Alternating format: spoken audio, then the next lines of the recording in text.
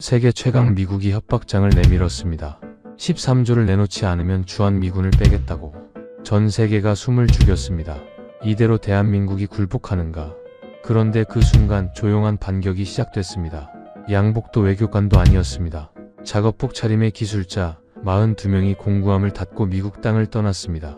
72시간 후 미 해군 핵심 조선소가 올스톱 됐습니다. 60조가 날아갈 위기에 처한 워싱턴은 그제야 깨달았습니다. 진짜 힘이 어디에 있었는지를.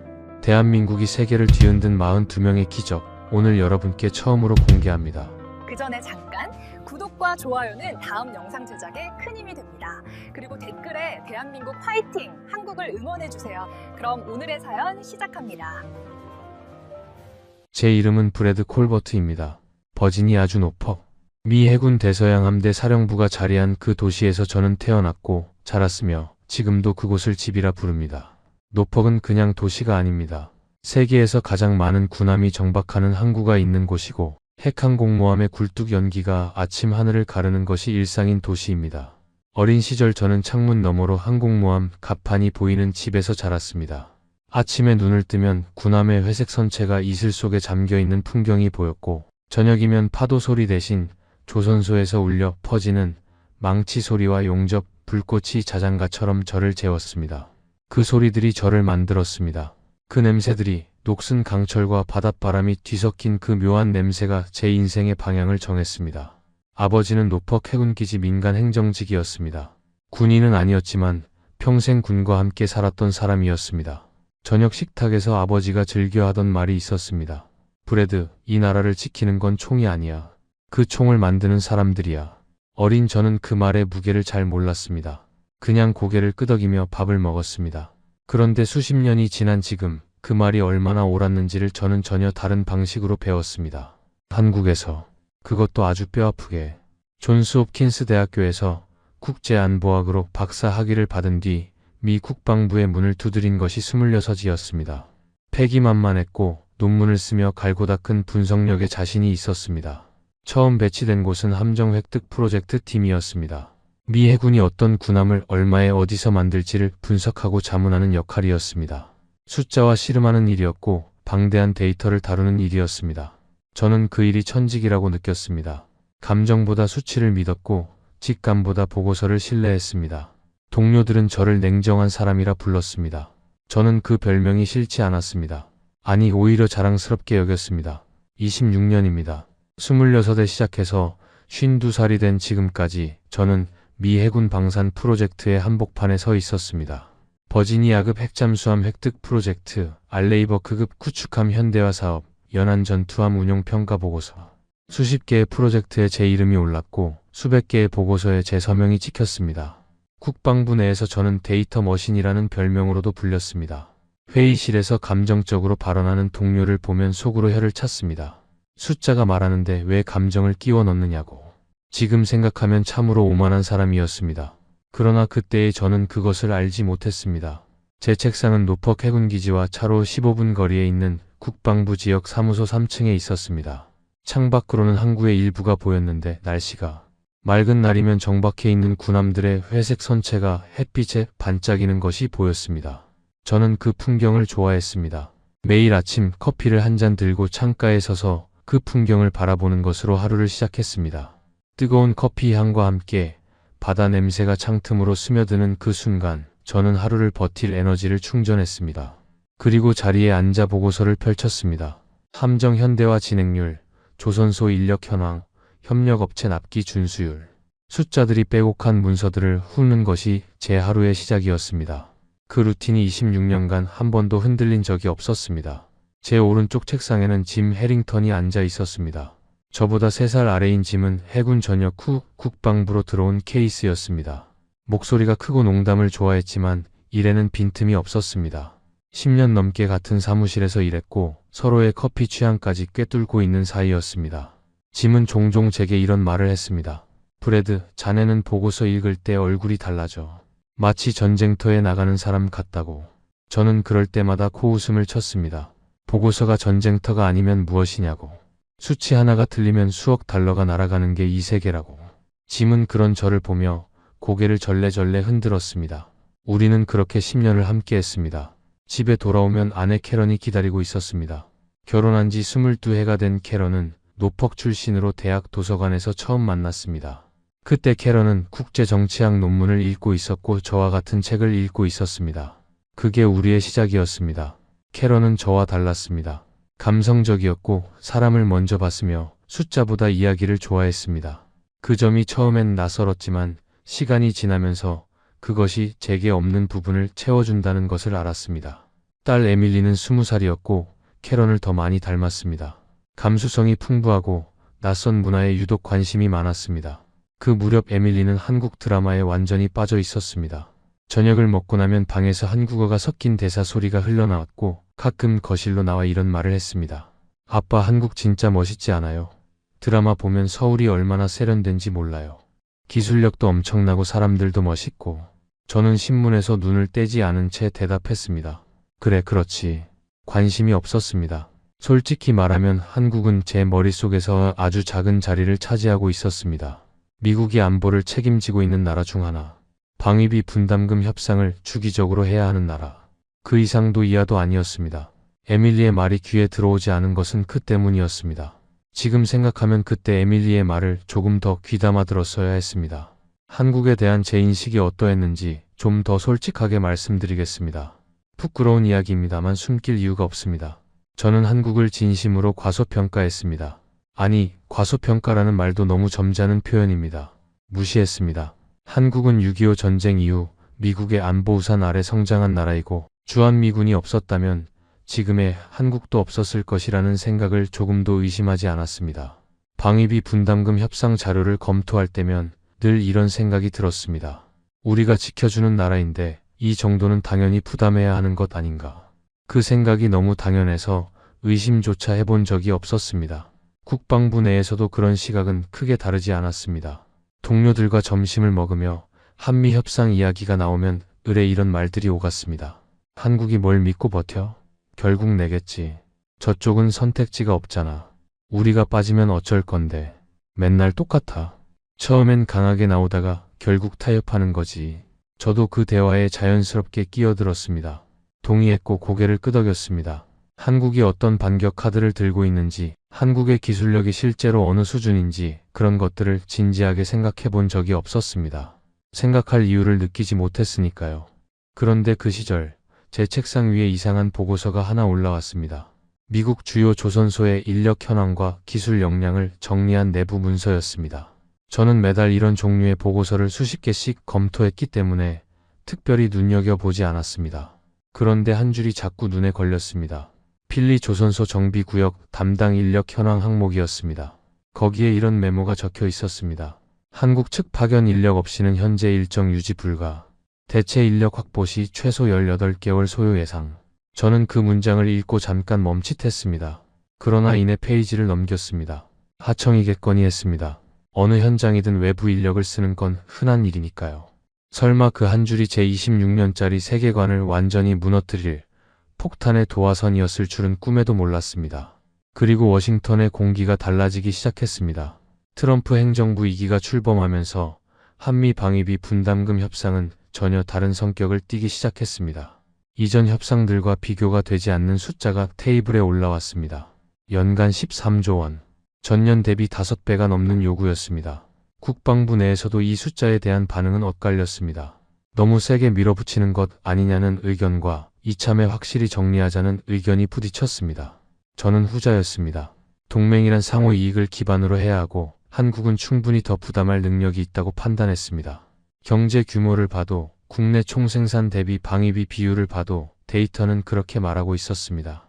제 상관인 패트릭 로스 차관보도 같은 입장이었습니다. 패트릭 차관보는 전직 육군 장성 출신으로 강단이 있는 사람이었습니다. 회의실에서 늘 단호하게 말했습니다. 설마 한국이 버티겠어요. 늘 그렇듯 결국 올 겁니다. 협상이란 게 다 그런 거 아닙니까? 저도 동의했습니다. 협상 초반에 강하게 나오다가 결국 테이블로 돌아오는 것이 패턴이었으니까요. 한국도 마찬가지일 것이라 믿었습니다. 그런데 어느 날 저녁 퇴근하며 짐 해링턴이 뜬금없이 말했습니다. 브래드, 요즘 한국 분위기가 좀 심상치 않다고 들었어. 이번엔 진짜로 다를 수도 있대. 한국 정부가 내부적으로 꽤 강경 기조로 굳혔다는 얘기가 있어. 저는 코트를 집어들며 대답했습니다. 다르긴 뭐가 달라. 협상 초반엔 다들 강한 척하다가 결국 내는 거지. 늘 그랬잖아. 짐은 더 말하지 않았습니다. 그냥 어깨를 으쓱하고 먼저 나갔습니다. 나중에 생각해보니 그때 짐의 눈빛이 조금 달랐습니다. 뭔가를 알고 있는 사람의 눈빛이었습니다. 하지만 저는 그날 그것을 알아채지 못했습니다. 집에 돌아와 저녁을 먹는데 에밀리가 또 한국 이야기를 꺼냈습니다. 아빠, 한국이 이번에 미국이랑 협상에서 진짜 강하게 나온대요. 주권국가로서 협박에 굴복하지 않겠다고 성명까지 냈대요. 뉴스에서 봤어요. 저는 숟가락을 들며 말했습니다. 강하게 나오다가 결국 내겠지. 캐런이 옆에서 조용히 저를 바라봤습니다. 뭔가를 말하려다 말았습니다.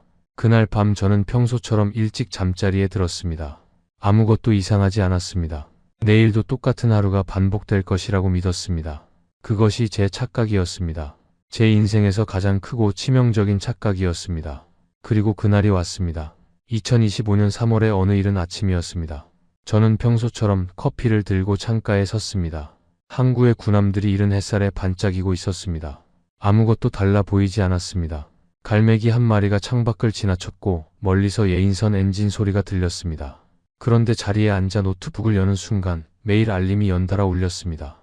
국무부 관계자, 해군 작전사령부, 협력업체 담당 창구까지 동시에 알림이 쏟아지는 것은 처음이었습니다. 트럼프 대통령이 그날 새벽 트루스 소셜에 글을 올렸습니다. 한국은 충분히 부유한 나라다. 방위비를 더 내야 한다. 합의가 없으면 주한미군 감축을 검토할 것이다. 미국 주요 언론이 일제히 받았었고 한국 언론도 실시간으로 보도했습니다. 저는 기사를 후두며 커피를 한 모금 마셨습니다. 예상된 수순이라고 생각했습니다. 압박 수위를 높이는 것이라고. 이쯤에서 한국이 협상 테이블로 돌아올 것이라고. 그런데 그 직후였습니다. 국방부 긴급 소집 문자가 왔습니다. 회의실로 들어서자 분위기가 평소와 달랐습니다. 고위 관료들이 이미 자리에 앉아 있었고 표정들이 하나같이 굳어 있었습니다. 패트릭 차관보가 서류를 내려다보며 말했습니다. 하나오션 측에서 공문이 왔습니다. 그 한 문장에 회의실이 조용해졌습니다. 공문의 내용은 짧았습니다. 그러나 그 짧은 내용이 주는 무게는 짧지 않았습니다. 현재 미국 조선소에 파견 중인 당사 기술 인력의 파견 계약 조건을 재검토할 필요가 있습니다. 협의가 이루어지기 전까지 기술진 파견을 일시 중단합니다. 저는 그 문장을 2번 읽었습니다. 그리고 3번 읽었습니다. 손끝이 차가워졌습니다. 기술진 파견 일시 중단. 그게 무슨 의미인지 즉각적으로 계산이 됐습니다. 필리 조선소. 이미 14개월째 지연 중인 핵잠수함 정비 일정. 그리고 제가 무심코 넘겨버렸던 그 보고서의 한 줄. 한국 측 파견 인력 없이는 현재 일정 유지 불가. 심장이 쿵 내려앉았습니다. 이게 블러핑이겠죠? 회의실 한쪽에서 누군가 말했습니다. 패트릭 차관보가 천천히 고개를 들었습니다. 그래야죠. 설마 진짜로 빠지겠어요. 그건 그쪽도 손해지 않습니까? 그러나 그날 오후 필리 조선소 현장 소장 마이크 도어티에게서 전화가 왔습니다. 전화기 너머로 목소리가 떨리고 있었습니다. 브래드, 저 진짜로 짐 싸고 있어요. 하나 사람들이 지금 진짜로 짐을 싸고 있다고요. 저는 전화기를 쥔 손에 힘이 들어갔습니다. 진짜로요? 제가 지금 현장 사진 보내드릴게요. 몇 초 뒤 사진이 도착했습니다. 공구함이 닫혀 있었습니다. 작업대 위가 말끔하게 정리되어 있었습니다. 번호가 붙은 장비 케이스들이 나란히 줄지어 세워져 있었습니다. 그것은 일시적인 자리 비움의 모습이 아니었습니다. 완전한 철수의 모습이었습니다. 저는 한동안 그 사진을 바라봤습니다. 전화기를 내려놓았습니다. 26년 동안 한 번도 느껴보지 못한 감각이 등줄기를 타고 천천히 내려왔습니다. 처음에는 인정하지 않았습니다. 인정할 수가 없었습니다. 국무부와 국방부가 각자 다른 시나리오를 들고 나왔습니다. 한쪽은 이틀이면 복귀할 것이라고 했고 다른 쪽은 일주일을 못 버틸 것이라고 했습니다. 패트릭 차관보는 회의실에서 같은 말을 반복했습니다. 블러핑입니다. 협상 전술이에요.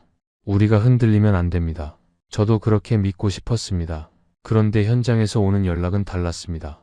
마이크 도어티의 2번째 전화가 왔습니다. 이번엔 목소리가 더 낮았습니다. 오늘 오후에 마지막 한 팀도 나갔습니다. 42명 전원 철수 완료입니다. 작업장이 완전히 비었어요. 공구 하나 남겨놓지 않고 다 가져갔습니다. 전원. 그 한 단어가 머릿속에서 천천히 울렸습니다. 저는 수화기를 내려놓고 한동안 책상을 바라봤습니다. 42명. 그 숫자가 자꾸만 눈앞에 아른거렸습니다. 저는 하나오션 본사 측에 비공식으로 연락을 시도했습니다. 담당 창구를 통해 메시지를 넣었습니다. 몇 시간 뒤 답장이 왔습니다. 정중했습니다. 그리고 단호했습니다. 현재로서는 추가 협의가 어렵습니다. 저는 그 답장을 읽으며 처음으로 자존심이 무너지는 감각을 느꼈습니다. 정중한 거절이었습니다. 화를 내거나 흥분하거나 조건을 붙이지 않았습니다. 그냥 조용하고 단호하게 안 된다고 했습니다. 그 차분함이 오히려 더 무서웠습니다. 짐 해링턴이 옆에서 조용히 말했습니다. 브래드, 우리가 너무 몰랐던 건 아닐까? 저는 대답하지 않았습니다. 대답할 말이 없었습니다. 그리고 내부 검토가 시작됐습니다. 한화 기술진 없이 현재 일정을 유지할 수 있는가? 답이 나오는데 48시간이 걸렸습니다. 보고서의 마지막 줄은 이랬습니다. 자체 인력만으로 현 일정 유지 불가. 저는 그 문장을 읽고 잠시 눈을 감았습니다. 26년 경력에서 내부 보고서가 불가능이라는 결론을 낸 것은 처음이었습니다. 문제는 걷잡을 수 없이 커졌습니다. 하나오션 기술진 42명이 완전히 철수한 지 정확히 사흘 만에 필리 조선소 정비구역의 핵심 라인이 멈췄습니다. 버지니아급 핵잠수함 2척의 정비 일정이 전면 중단됐습니다. 단 42명이 빠졌는데 1,500억 달러 규모의 조선소 핵심 기능이 마비됐습니다. 미 해군 작전사령부가 내부 경보를 발령했습니다. 전력 공백 우려. 저는 그 단어를 문서에서 발견하는 순간 손이 떨렸습니다. 전력 공백이라는 말이 미 해군 내부 문서에 등장하는 것은 극히 드문 일이었습니다. 저도 26년 경력에서 두세 번 정도밖에 본 적이 없는 표현이었습니다. CNN이 보도하기 시작했습니다.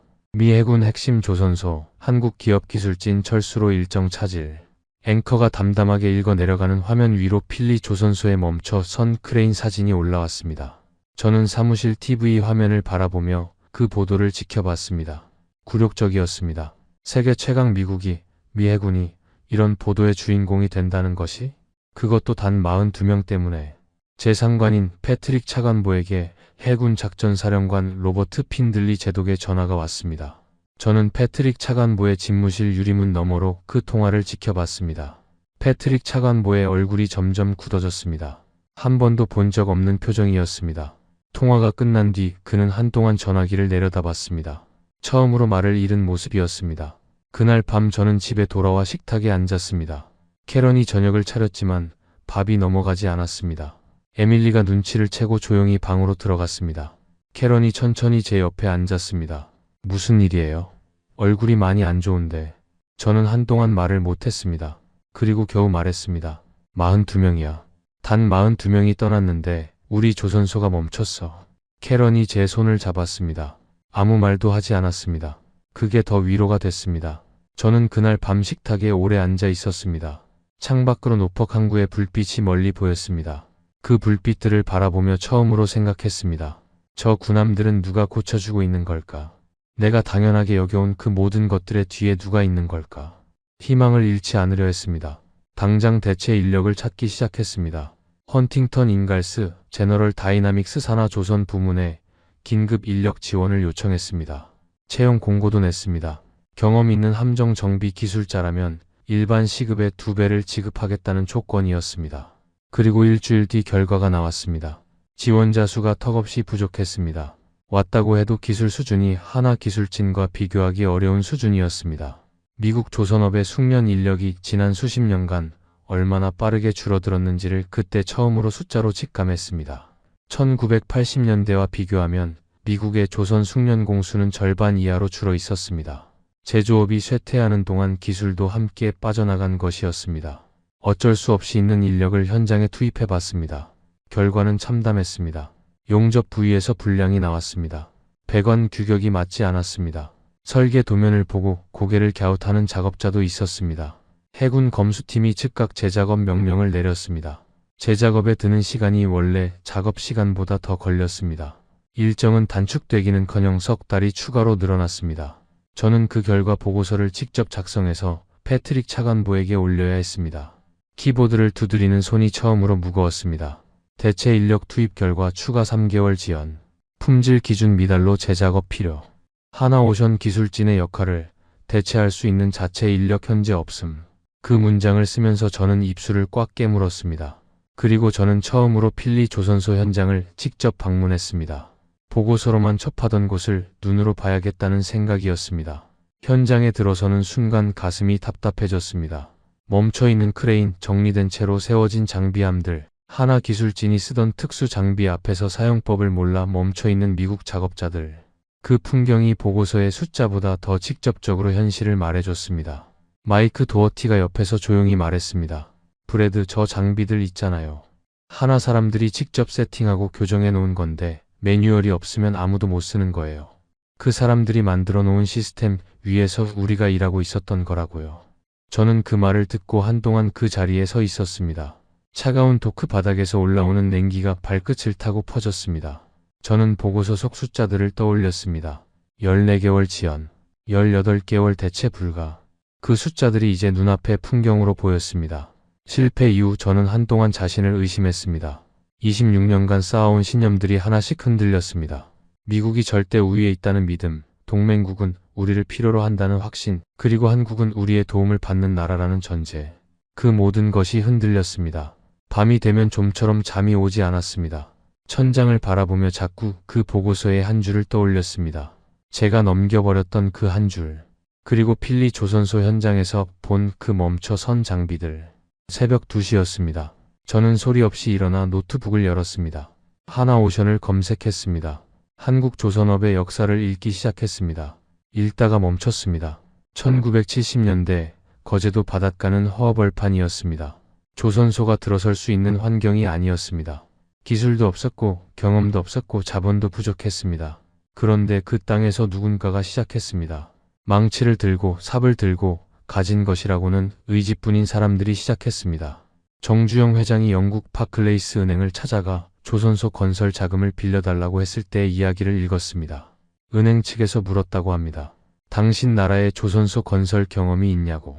정주영 회장은 지갑에서 500원짜리 지폐를 꺼내 들었습니다. 거기에 그려진 거북선을 가리키며 말했습니다.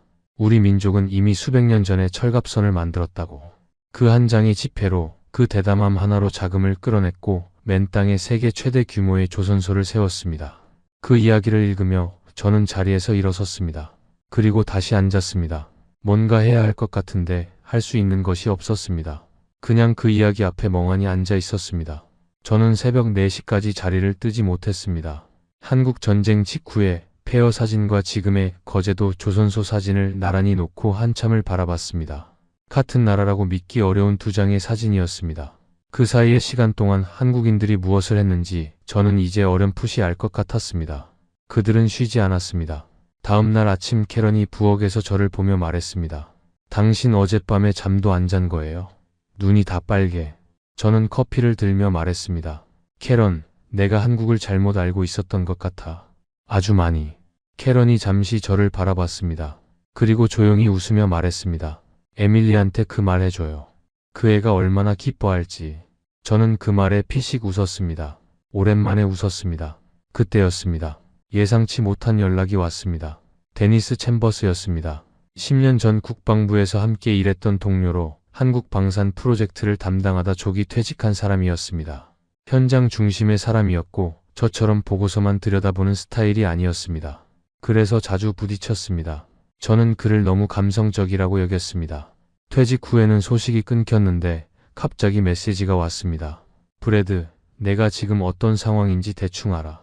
한 가지만 말해줄게. 내가 한국에 대해 모르는 게 있어. 그것도 아주 중요한 것들이. 저는 즉각 전화를 걸었습니다. 데니스는 한국 방산 프로젝트를 담당하던 시절 하나오션 측과 신뢰를 쌓아온 사람이었습니다. 한국어도 조금 할 줄 알았고 한국 기술자들과 현장에서 함께 일한 경험이 있었습니다. 그 인연을 바탕으로 그가 비공식 채널 하나를 열어줬습니다. 하나오션 기술진 총괄 책임자 김준혁 수석과의 연결이었습니다. 데니스가 사전에 귀띔을 해줬습니다. 김준혁 씨는 서울대 조선공학과 출신이야. 미국 매사추세츠 공과대학 박사 학위도 있어. 영어 완벽해. 미국 조선소에서 직접 일한 경험도 15년 넘어. 그리고 한 가지 더. 절대 흥분하는 법이 없어. 화가 날수록 더 조용해지는 사람이야. 그게 더 무서운 타입이지.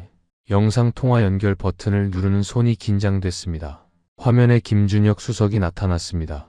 나이는 저와 비슷해 보였습니다. 안경 너머의 눈빛이 조용하고 차분했습니다. 제가 예상했던 이미지와 달랐습니다. 분노하거나 강경한 모습이 아니었습니다. 그냥 담담했습니다. 데니스의 말대로였습니다. 그게 오히려 더 무서웠습니다. 김준혁 수석이 먼저 입을 열었습니다. 브래드 씨, 저희는 협박이 두려운 게 아닙니다. 저희는 그저 정당한 파트너십을 원할 뿐입니다. 저희가 기여하는 만큼 인정받고 싶습니다. 그게 전부입니다. 정당한 파트너십. 그 말이 머릿속에서 오래 울렸습니다. 저는 26년간 동맹을 이야기했습니다. 하지만 파트너십을 이야기한 적은 없었습니다. 동맹과 파트너십은 달랐습니다. 동맹은 강자가 약자에게 베푸는 구조였고 파트너십은 서로가 대등하게 주고받는 구조였습니다.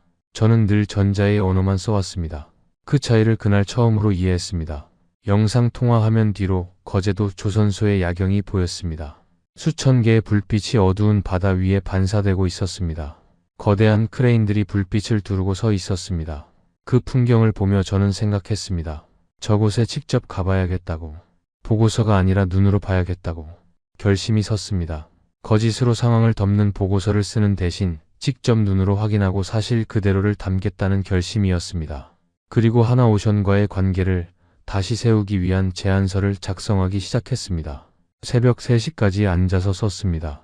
핵심 논지는 하나였습니다. 방위비 협상과 방산 기술 파트너십은 분리해서 접근해야 한다. 협박으로는 기술을 살 수 없다. 신뢰로만 살 수 있다. 그리고 지금 미국에게 필요한 것은 기술이다. 다음날 제안서를 패트릭 차관보 앞에 내밀었습니다. 차관보가 서류를 읽다가 중간쯤에서 멈추더니 탁자 위에 내려놓았습니다. 이게 뭡니까, 브래드? 한국한테 굴복하자는 겁니까? 우리가 을이 되자는 얘기예요? 저는 똑바로 바라보며 말했습니다. 굴복이 아닙니다. 이해입니다. 우리가 몰랐던 것을 인정하는 겁니다. 패트릭 차관보가 저를 한동안 바라봤습니다. 그 눈빛에는 여러 가지가 섞여 있었습니다. 당혹감, 경계심, 그리고 무언가 흔들리는 기색도 있었습니다. 그러나 이내 차갑게 말했습니다. 이 방향으로는 못 갑니다. 다시 가져오세요. 저는 제안서를 들고 나왔습니다. 폭도를 걸으며 생각했습니다. 그래도 괜찮다고. 이번엔 제 눈으로 직접 봐야 한다고. 그날 저녁 데니스에게 전화해 말했습니다. 나 한국 가려고. 수화기 너머로 데니스가 잠시 침묵하다 말했습니다. 잘 생각했어. 가서 봐. 그래야 알아. 보고서로는 절대 알 수 없는 것들이 있거든. 캐런이 여행 가방을 꺼내 들며 말했습니다. 당신 맞아요. 국방부 통보도 안 하고 가는 거예요. 저는 웃으며 대답했습니다. 공식 출장이 아니라 개인 시간에 가는 거야. 캐런이 저를 오래 바라보더니 말했습니다. 가요. 당신한테 필요한 여행인 것 같아. 인천공항행 비행기 티켓을 손에 쥔 그 순간 뭔가 단단한 것이 가슴 안에 생겨나는 느낌이었습니다. 두렵기도 했습니다. 하지만 두려움보다 알고 싶은 마음이 더 컸습니다. 인천공항에 내린 것이 이른 새벽이었습니다. 공항을 빠져나오는데 이미 사람들이 바쁘게 움직이고 있었습니다. 이른 새벽인데도 공항 안이 정돈되어 있었고 안내 표지판이 명확했습니다. 공항 청결도에 먼저 놀랐습니다. 바닥이 반짝였습니다. 택시 기사가 목적지를 확인하고는 군더더기 없이 출발했습니다. 차창 밖으로 서울의 야경이 펼쳐졌습니다. 생각보다 훨씬 크고 촘촘한 도시였습니다. 고층 빌딩들이 강을 끼고 빛나고 있었습니다. 한강이었습니다. 저는 한강이 이렇게 넓은 강인 줄 몰랐습니다. 그 물 위에 반사된 도시의 불빛들을 바라보며 저는 조용히 생각했습니다. 이 나라에 대해 내가 얼마나 모르고 있었을까. 호텔 방에서 잠시 눈을 붙이고 이튿날 아침 일찍 일어났습니다. 김준혁 수석이 보낸 차가 호텔 앞에 대기하고 있었습니다. 운전기사가 공손하게 인사를 했습니다. 거제도까지 내려가는 길에 저는 창밖을 계속 바라봤습니다. 산과 바다가 번갈아 나타났습니다. 낮은 산들이 능선을 이루며 이어졌고 그 사이사이로 작은 마을들이 보였습니다. 한국이 이렇게 아름다운 나라인지 처음 알았습니다. 거제도 하나오션 조선소 정문 앞에 섰을 때 저는 그냥 멈췄습니다. 규모가 달랐습니다. 제가 평생 봐온 미국의 조선소들과 차원이 달랐습니다. 도크의 크기, 크레인의 높이, 시설의 배치, 모든 것이 압도적이었습니다. 새벽 이슬이 맺힌 공기 속에서 이미 수백 명의 작업자들이 움직이고 있었습니다. 소리가 웅장했습니다. 강철과 강철이 맞닿는 소리, 크레인이 회전하는 소리, 어딘가에서 울리는 낮은 엔진 소리. 그 모든 소리가 하나의 거대한 리듬처럼 들렸습니다. 저는 숨을 깊이 들이마셨습니다. 바닷바람과 쇳내가 뒤섞인 냄새가 폐 속으로 파고들었습니다. 그것은 노퍽 항구의 냄새와 비슷했습니다. 그러나 규모가 달랐습니다. 에너지가 달랐습니다. 김준혁 수석이 옆에 와서 말했습니다. 어떻습니까? 저는 솔직하게 말했습니다. 말이 안 나옵니다. 김준혁 수석이 작게 웃었습니다. 그리고 조선소 안으로 안내했습니다. 걸으면서 설명했습니다. 미국 해군 함정에 적용된 기술들, 특수합금 용접 공법, 디지털 설계 시스템, 품질 검수 프로세스. 저는 질문을 쏟아냈습니다. 김준혁 수석은 하나하나 정확하게 답했습니다.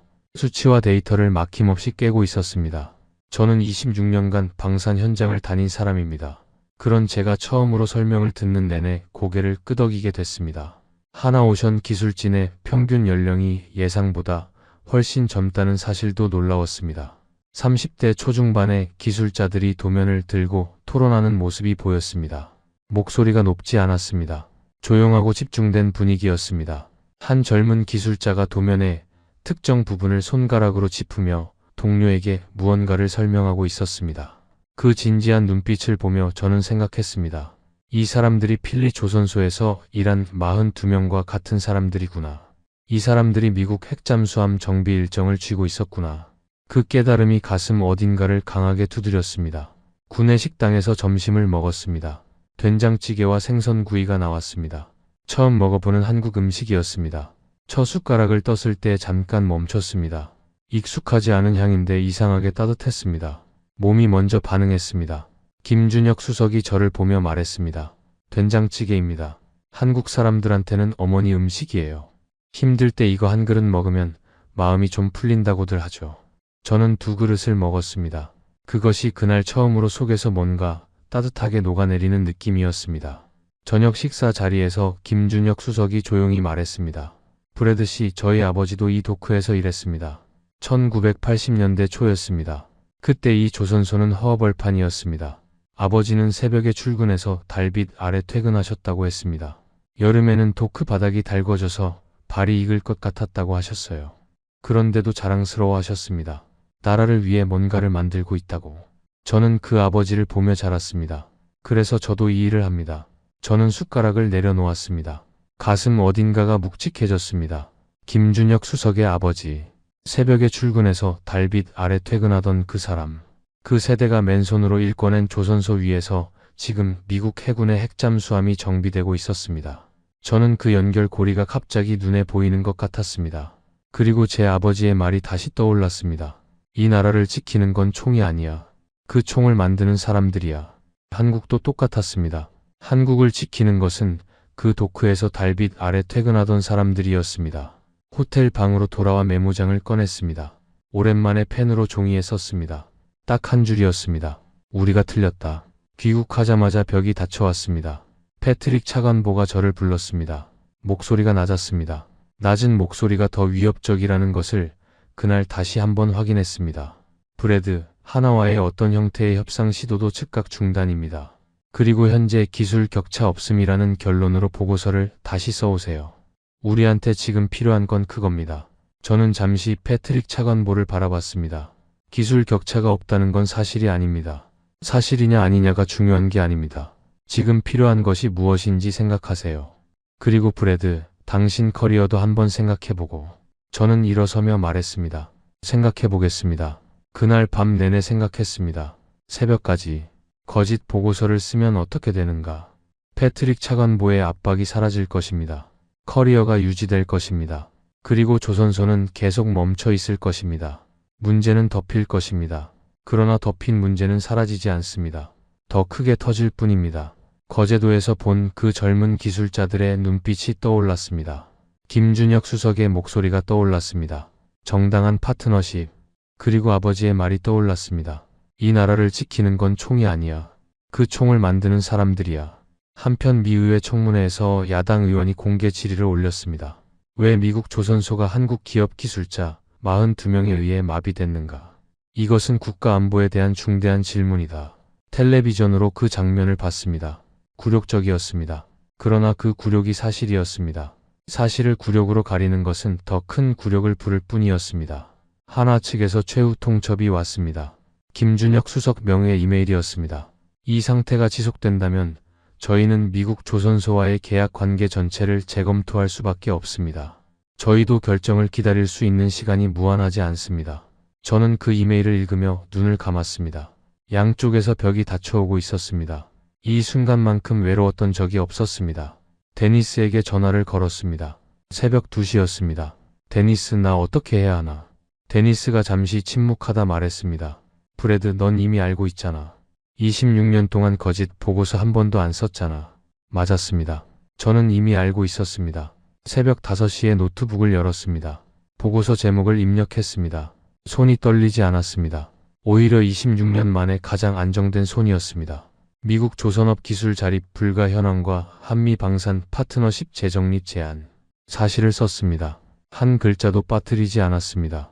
한화 기술진 42명이 담당하던 역할의 구체적 내용, 대체 인력 투입 실패 결과, 일정 추가 지원 수치, 미국 조선업 숙련 인력의 구조적 감소 원인과 현황, 그리고 한미 방산 협력을 새로운 방식으로 재정립해야 하는 이유까지 숫자와 사실로 빼곡하게 채웠습니다.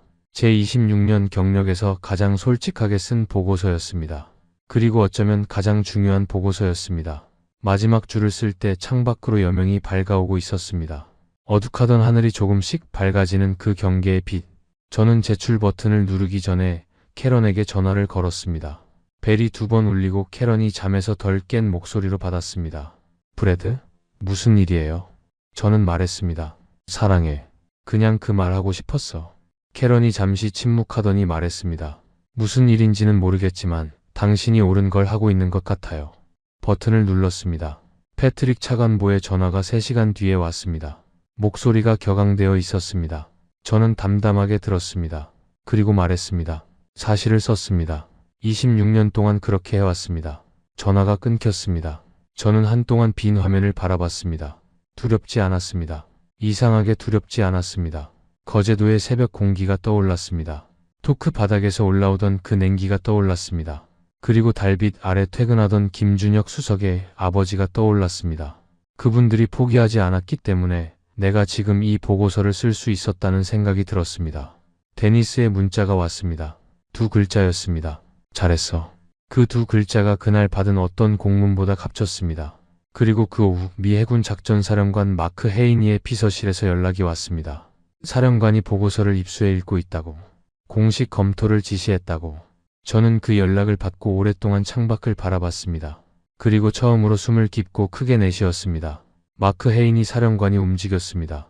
이게 진짜 상황입니다. 사령관이 내부 회의에서 제 보고서를 직접 들고 그렇게 말했다는 것을 나중에 전해 들었습니다. 데이터 앞에서는 정치적 입장이 버티기 어렵습니다. 사실이 사실로 말하는 순간 논쟁은 끝납니다. 국방부 내 강경파가 사실상 협상 주도권을 잃었습니다. 패트릭 차관보 라인이 조용해졌습니다. 그리고 사령관이 공식 지시를 내렸습니다. 한미 방산 파트너십 재정립 협의를 개시한다. 그 지시 한 줄이 모든 것을 바꿨습니다. 김준혁 수석의 전화가 왔습니다. 이번엔 이메일이 아니라 직접 전화였습니다. 수화기를 드는 순간 이미 손이 떨렸습니다. 브래드 씨, 우리 다시 시작할 수 있을 것 같습니다. 그 목소리를 듣는 순간 눈물이 날 것 같았습니다. 참았습니다. 참으려 했습니다. 완전히는 참지 못했습니다. 눈가가 뜨거워졌습니다. 저는 전화기를 쥔 채 창밖을 바라봤습니다. 노퍽 항구의 군함들이 보였습니다. 그 군함들이 다시 제대로 정비될 것이었습니다. 그리고 그것은 42명의 한국인 기술자 덕분이었습니다. 워싱턴 DC에서 첫 공식 대면이 이루어졌습니다. 회의실에서 김준혁 수석이 들어왔습니다. 저는 일어섰습니다. 악수를 했습니다. 그 악수 한 번에 모든 것이 담겨 있었습니다. 미안함도 존중도 그리고 새로운 시작도. 회의실 창밖으로 워싱턴 기념탑이 보였습니다. 하늘이 맑고 파랬습니다. 봄이 오고 있었습니다. 데니스가 회의실 밖에서 저를 기다리고 있었습니다. 문을 열고 나오자 데니스가 아무 말 없이 저를 안았습니다. 저도 안았습니다. 두 사람 모두 한동안 아무 말도 하지 않았습니다. 그 침묵이 모든 것을 말해줬습니다. 그날 저녁 에밀리에게 전화했습니다. 에밀리, 아빠 드디어 한국 사람들을 제대로 알게 됐어. 에밀리가 소리를 질렀습니다. 아빠, 내가 뭘 했어요? 내가 뭘 했어요? 저는 배꼽을 잡고 웃었습니다. 오랜만에 그렇게 웃었습니다. 배가 아플 때까지 웃었습니다. 42명이 다시 왔습니다. 하나오션 기술진이 필리 조선소로 복귀하던 날 아침 마이크 도어티에게서 전화가 왔습니다. 이번엔 목소리가 달랐습니다. 처음 철수 소식을 전하던 그 떨리는 목소리가 아니었습니다. 밝았습니다. 브래드, 크레인이 다시 올라가고 있어요. 저는 전화기를 쥔 채 한동안 아무 말도 못했습니다. 멈췄던 크레인이 다시 하늘을 향해 올라가는 장면이 눈앞에 그려졌습니다. 공구함이 다시 열리고 작업대 위에 도면이 펼쳐지고 용접 불꽃이 다시 피어오르는 장면이. 저는 창밖을 바라봤습니다. 아무것도 보이지 않는데 뭔가 보이는 것 같았습니다. 그리고 이상하게 눈이 뜨거워졌습니다. 크레인이 올라가는 소리가 들리는 것 같았습니다. CNN이 다시 보도했습니다. 이번엔 다른 내용이었습니다. 하나오션 기술진 복귀, 미 해군 정비 일정 정상화 예상. 앵커가 화면에서 하나오션이라는 이름을 읽을 때 저는 이상하게 가슴이 뜨거워졌습니다. 제가 왜 그런 감정을 느끼는지 설명하기가 어렵습니다. 몇 달 전만 해도 저는 한화라는 이름을 하청업체 정도로 여겼습니다. 그런데 이제 그 이름이 뉴스에서 들릴 때마다 저는 거제도 도크에 이슬 맺힌 새벽 공기를 떠올렸습니다. 김준혁 수석의 담담한 눈빛을 떠올렸습니다. 그리고 도크에서 일했다는 그의 아버지를 생각했습니다. 미 국방부가 공식 발표를 냈습니다. 하나오션을 전략적 방산 파트너로 공식 격상한다고. 방위비 협상에서도 기술 기여도를 현물 포함 방식으로 산정하는 새로운 기준이 도입됐습니다. 협박이 아닌 협력으로 프레임이 바뀌었습니다. 그렇게 되어야 처음부터 맞았습니다. 그리고 60조. 미국이 날릴 뻔했던 그 돈이 지켜진 것은 단 42명의 한국인 기술자 덕분이었습니다. 그 42명 뒤에는 수십 년간 도크에서 땀을 흘린 수천 명의 한국인이 있었습니다. 김준혁 수석의 아버지처럼. 그리고 저에게는 특별 공로 표창장이 수여됐습니다. 패트릭 차관보는 그 자리에 없었습니다.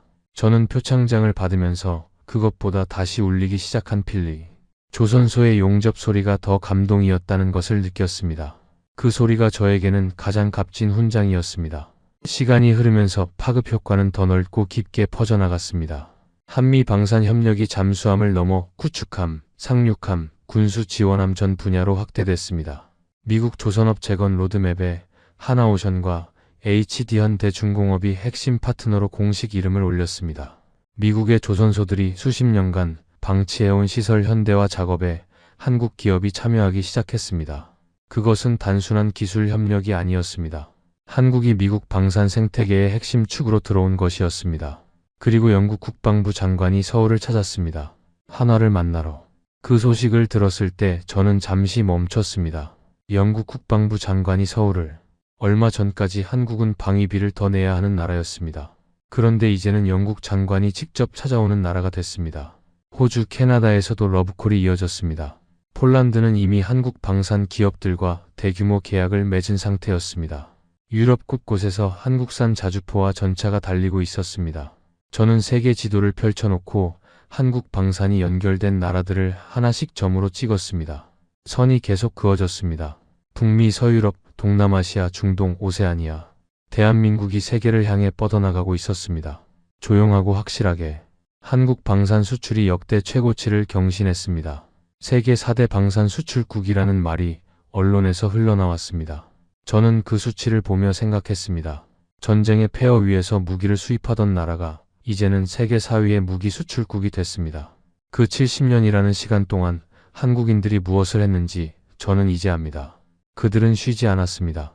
새벽부터 달빛 아래까지 도크 바닥이 달궈지는 여름에도 손이 얼어붙는 겨울에도 쉬지 않았습니다. 제 보고서가 미 국방부 내부 교육 자료로 채택됐습니다. 한미 방산 협력의 새로운 패러다임이라는 제목이 붙었습니다. 어느 날 국방부 복도를 걷다가 강의실 문 앞을 지나쳤습니다.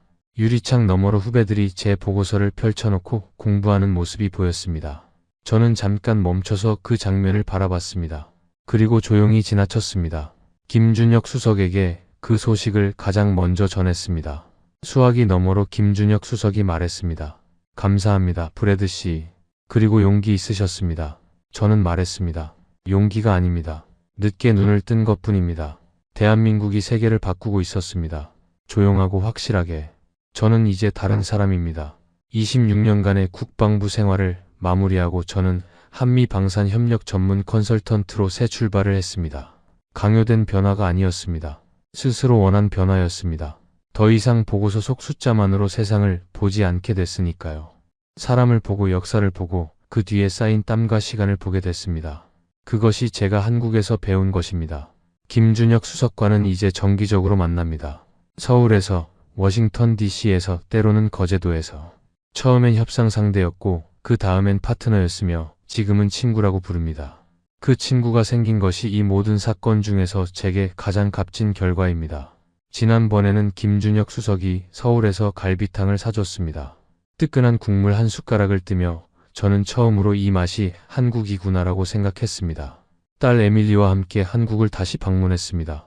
에밀리는 처음 한국 땅을 밟는 순간부터 눈을 반짝였습니다.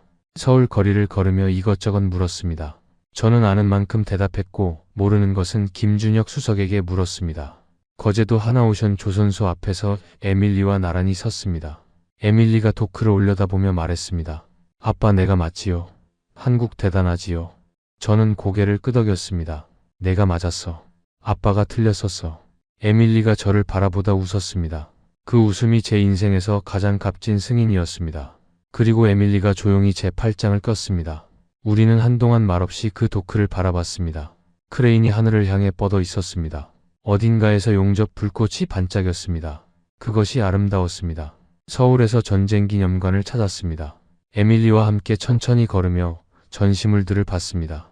6.25 전쟁 당시의 사진들, 폐허가 된 도시들, 피난 가는 사람들의 얼굴, 그리고 참전 미군들의 이름이 새겨진 벽. 저는 그 벽 앞에서 오랫동안 섰습니다. 그 이름들 옆에 한국인들의 이름도 새겨져 있었습니다. 우리는 이미 오래전부터 함께였습니다. 함께 싸웠고 함께 울었으며 함께 일어섰습니다. 그런데 저는 그 역사를 보면서도 오래도록 한국을 낮춰봤습니다. 그 벽 앞에서 저는 속으로 사과했습니다. 이름 모를 한국의 아버지들에게. 기념관을 나오며 에밀리가 제 손을 잡았습니다. 우리는 한동안 말없이 걸었습니다. 호텔로 돌아오는 길에 에밀리가 조용히 말했습니다. 아빠, 이제 알겠죠? 내가 왜 그렇게 한국을 좋아하는지. 저는 말했습니다. 이제 알아. 늦게 알았지만. 그날 밤 저는 메모장을 꺼냈습니다. 그리고 김준혁 수석에게 배운 한국어 2마디를 천천히 또박또박 적었습니다. 감사합니다. 그 말을 배우는데 26년이 걸렸습니다. 늦었지만 진심이었습니다. 한국은 우리가 지켜주는 나라가 아니었습니다. 서로가 서로를 지키는 나라였습니다. 아니, 어쩌면 어떤 순간에는 한국이 우리를 지켜주는 나라였습니다. 이 이야기를 마무리하며 여러분께 한 가지를 꼭 말씀드리고 싶습니다. 42명. 그 숫자를 기억해 주십시오. 총도 미사일도 항공모함도 아니었습니다. 용접봉과 도면과 수십 년간 한 땀 한 땀 축적된 기술을 든 사람 42명이었습니다. 그 42명이 세계 최강 미국의 1,500억 달러짜리 조선소를 멈췄습니다. 60조를 지켰습니다. 그리고 저 같은 오만한 미국인 하나를 완전히 바꿔놓았습니다. 이것은 하루아침에 만들어진 힘이 아닙니다. 여러분의 아버님, 할아버님 세대가 잿더미 위에서 맨손으로 일궈낸 힘입니다. 땀이 굳어서 기술이 됐고 기술이 쌓여서 신뢰가 됐으며 신뢰가 모여서 오늘의 대한민국이 됐습니다. 그 과정에 쉬운 날이 하루도 없었다는 것을 저는 압니다. 거제도 도크 바닥이 달궈지는 여름을 버텨온 사람들, 설계 도면을 밤새 붙들고 씨름한 사람들, 달빛 아래 퇴근하면서도 포기하지 않은 사람들이 만들어낸 힘입니다. 세계가 한국을 다시 보기 시작했습니다. 아니, 정확히는 한국은 언제나 그 자리에 있었습니다. 세상이 이제야 제대로 보기 시작한 것입니다. 저처럼 뒤늦게 눈을 뜬 사람들이 하나씩 늘어나고 있습니다. 저는 브래드 콜버트입니다. 26년간 힘의 논리만 믿어온 사람입니다. 그런 제가 한국에서 배웠습니다. 진짜 힘은 총구에서 나오지 않는다는 것을. 진짜 힘은 도크 바닥에서, 설계실 책상에서, 그리고 절대 포기하지 않는 사람들의 손끝에서 나온다는 것을. 그것을 가르쳐준 나라가 대한민국입니다. 이 이야기가 마음에 닿으셨다면 좋아요와 구독 버튼을 눌러주십시오. 이 이야기를 더 많은 분들께 전할 수 있도록 공유도 부탁드립니다. 여러분 주변에 이런 한국의 저력을 잘 모르시는 분이 계신다면 이 영상 하나를 보내드리는 것만으로도 충분합니다. 댓글로 여러분의 생각도 들려주십시오. 우리 아버님 세대가 무엇을 이루셨는지, 어떤 마음으로 보셨는지 함께 나눠주시면 더없이 기쁘겠습니다. 긴 시간 함께 해주셔서 진심으로 감사합니다. 저는 이제 대한민국의 진짜 팬입니다.